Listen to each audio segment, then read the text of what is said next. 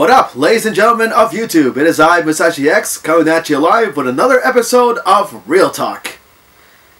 Now, next month, the PlayStation Classic is coming out December 3rd. And it was actually revealed back in September. I don't remember when exactly in September, but they did reveal their own dedicated console for the PlayStation 1.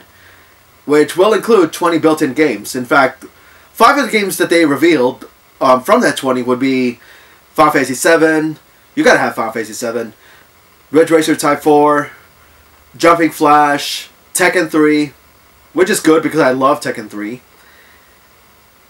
and Wild Arms, which is a very underrated RPG series. However, the other 15, a lot of people are actually underwhelmed by it. I'll admit that I'm also underwhelmed by it, but at the same time, it doesn't bother me that much, though. At least for most that are actually revealed on the other 15. Granted, the Japanese version of the PlayStation Classic will have some games that are different from ours. In this case, in Japan, they'll have both Ark the Lad 1 and 2, as well as the first Parasite Eve, which is actually a really good RPG. But here in the US, though, we have something different.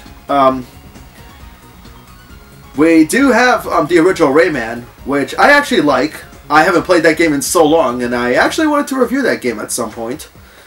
And I'll also have Cool Borders 2, which is more or less a precursor to, or rather a spiritual prequel to the more popular SSX series. There will also be Destruction Derby, which is actually a good racing game all its own. We'll also have the first Twisted Metal, which is actually really good, although I prefer 2 better. There's also going to be Super Puzzle Fighter 2 Turbo, which I actually don't mind because I grew up playing the game and actually loved the heck out of it. And an interesting addition would be this puzzle game, Intelligent Cube. And also, interestingly enough, the very first Persona for the PS1, which is actually the butchered version, well, the butchered translated version, and not the properly translated version that is on the PSP. And honestly, I really don't mind that either because Persona 1 is actually actually one of my favorite JRPGs, and it's actually the second JRPG that I actually defeated in my life. The first one being Breath of Fire 3. Oh, I'll get into that soon. But also, I know there's other games in that list, though I don't remember which one. But I know one thing for sure. One game that I think maybe the downside out of the 20 would be Rainbow Six, because Rainbow Six doesn't actually play that well on the PS1.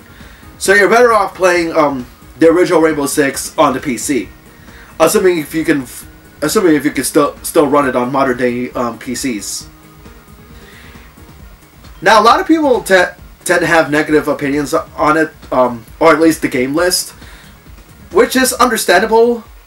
I mean, I know there could have been more than that, but even then, the NES and SNES classics from the N Company, even though they have much better games, though they're not exactly complete as they should have been. Like, take the SNES Classic for example. If you consider Mega Man X, sure, there's Mega Man X, yes, but no Mega Man X2 or 3, or even Mega Man 7 for that matter, or even Mega Man and Base. That was a missed opportunity for the N Company to actually add those games to their SNES Classic. Also, that the Gorilla game only had the first game, but not 2 and 3, which is another missed opportunity. Now people will try to actually try to cancel their pre-orders, and I can understand their opinions and their choices of of canceling their pre-orders. I respect that, but for me personally, I'll still find myself getting the PS Classic anyway. And I do have some reasons as to why I will still keep my pre-order active. Well, for one thing, my original PS1 right here, well, unfortunately, its motherboard has been long since fried a long time ago. And there's no way I'll be able to repair it this time around. Especially when the CD drive itself, well, it doesn't spin right. It doesn't actually spin at all anymore. So there's no way I'll be able to play any more games on this. And the sad part is that there's actually modded, and I would have been happy to still have this working, so I can still play my old games. Also, you might be thinking, well, if your PS1's not working, why not play it on the PlayStation 2 since it's backwards compatible? Well, that is true, yes. However, the PlayStation 2 that I have behind me, while it's also modded like the PS1, unfortunately, its mod chip is not exactly that I hoped it would be. And what I mean by that is that it can play PS1 and PS2 games, yes, but the problem is that for the PS1 side, it can only play PS1 original games. Unfortunately, it cannot read PS1 imports or repros.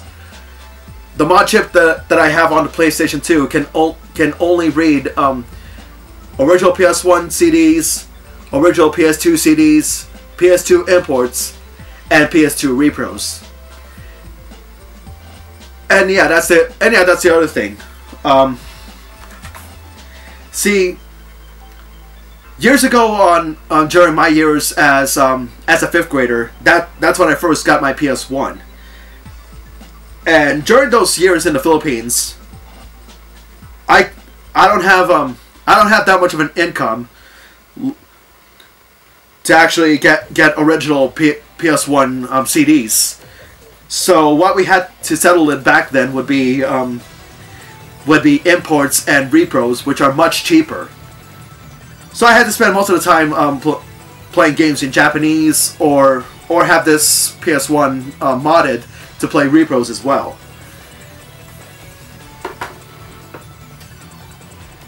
And yeah, it's kind of sad that my PS1 is very much dead now after years had passed by.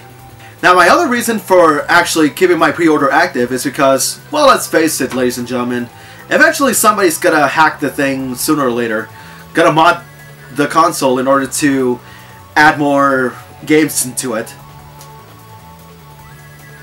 Now, people would be asking as to, Musashi, why get the PS Classic at all? Why not just get the Raspberry Pi 3? Well, I'll be perfectly honest right now, though. As much as it is a good idea, you have to understand that even though the Raspberry Pi 3 is cheap, you have to take the word cheap into account. And to be honest, though, just because it's cheap, that doesn't mean emulation is perfect. In fact, emulation on the Raspberry Pi, or rather the program being used for it, RetroPie, is not exactly perfect. I would know this because I actually did play games on the RetroPie, or rather Raspberry Pi 3 in the past in conventions. Like say for example, when a friend of mine were trying to play the original Street Fighter 1, just to get some good lols, it doesn't seem to load properly at first until the owner actually managed to get it to work, which goes to prove that emulation is not perfect. It's not perfect on arcades. I think it's only perfect if you're playing cartridge-based games, with the exception of the 64, because even though the 64 is cartridge-based, it kind of plays more like you're playing a CD game, considering that, well, it's 3D. And as far as CD games go, yep, obviously the emulation's not going to be perfect. It's especially noticeable with PS1 and Sega Saturn titles. And yeah, that's the other. And yeah, that's the other thing that I wanted to do on the PS Classic. Once there's a way to actually mod the thing, I would actually wanted to mod some games that will have audio emulation issues, like say if I'm playing Parappa the Rapper or another underrated game called Buster Groove on a laptop, because when I tried playing those two on the EPSXE emulator, there's always going to be some audio syncing issues, so no matter how precise I try to be on inputting the button commands, I will find myself missing my mark. So at the very least, even though the PS Classic is running on an open source emulator, which is based off of the PCSX emulator, at the very least though, I'm very sure that the console may try to run it as if it were playing on the actual PS1. Now, people are complaining the fact that Sony is mimicking the N company. Well, here's a little history lesson. Originally, both the N company and Sony were in an alliance to actually make a CD-based console for the SNES, but it never came through because the N company actually botched their alliance, forcing Sony to actually make their own console. And so in this case, it is their fault for having the PlayStation's existence in the first place, and also complaining that Sony is copying them. What about Sega? You don't seem to be complaining about them. Well, granted, in Sega's defense, there are multiple versions of the Sega Genesis Classic is outsourced by another company, which is At Games, and we already know what At Games are capable of. And those guys, well, we know they suck. So, if the news is true, then I'm looking forward to Sega actually making their own dedicated Sega Genesis console in-house this time.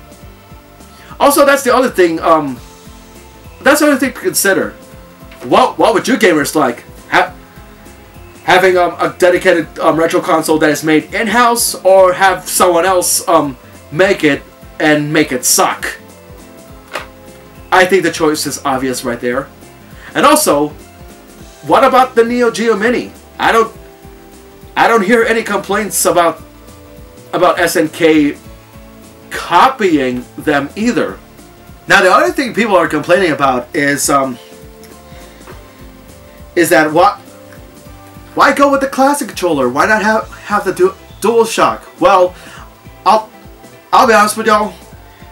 Yes, it is comfortable to have these analog sticks for movement, but you have to understand that there's a reason why they call it the PlayStation Classic.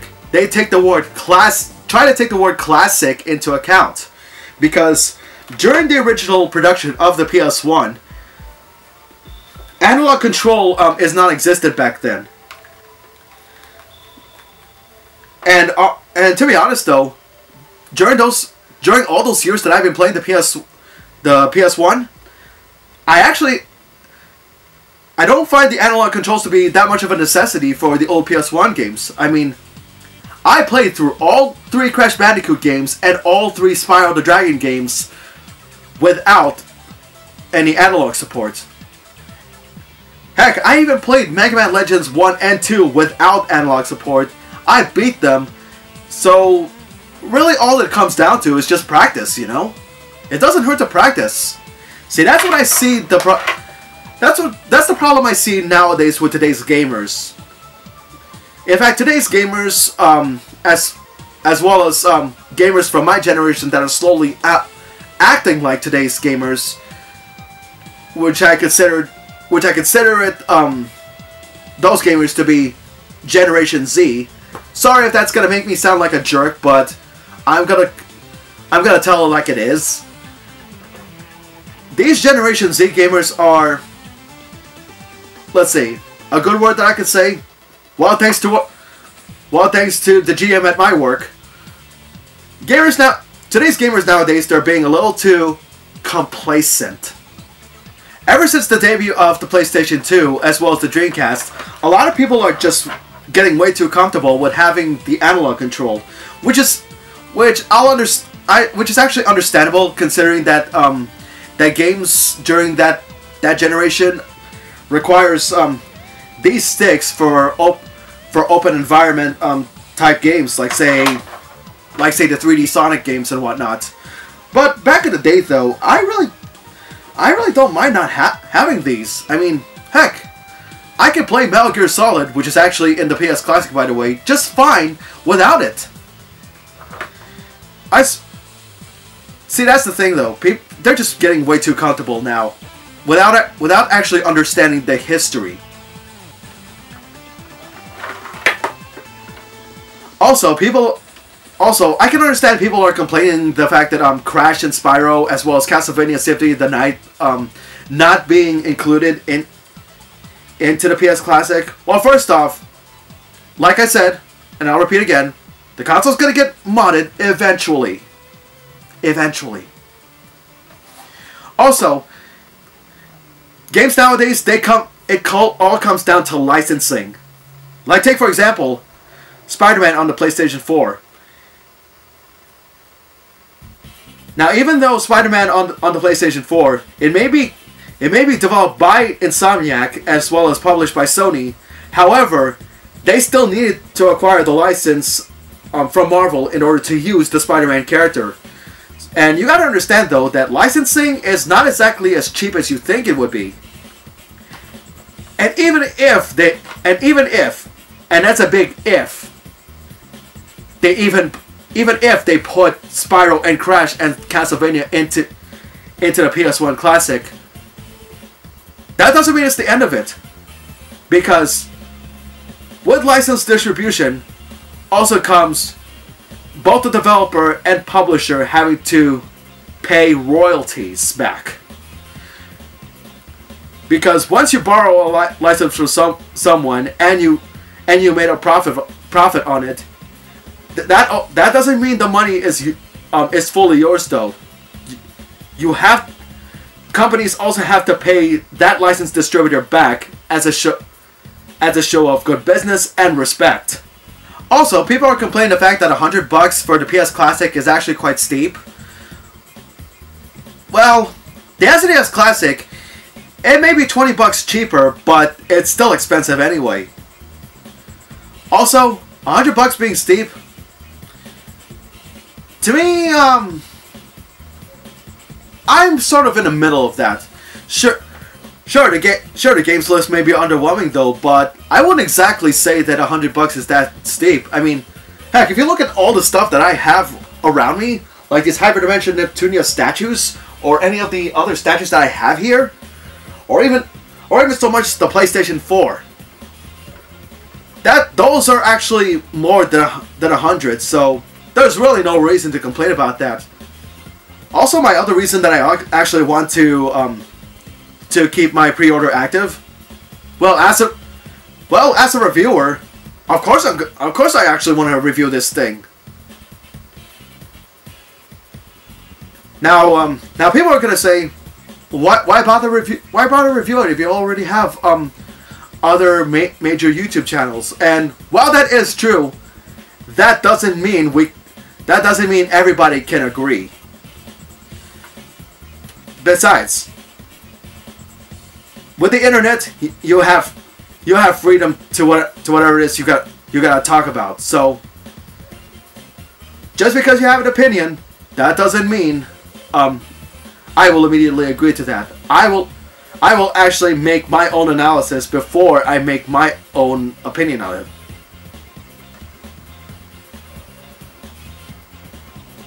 So yeah, I really can't wait until the PS Classic comes out. I already got, like I said, my pre-order is still up, so I'll be looking forward to December to actually get it. But everything that I said today, it's just one man's thoughts, you know? So, if you have an opinion on what you think about the PS Classic, or what games do you think belongs to the PS Classic, just comment below.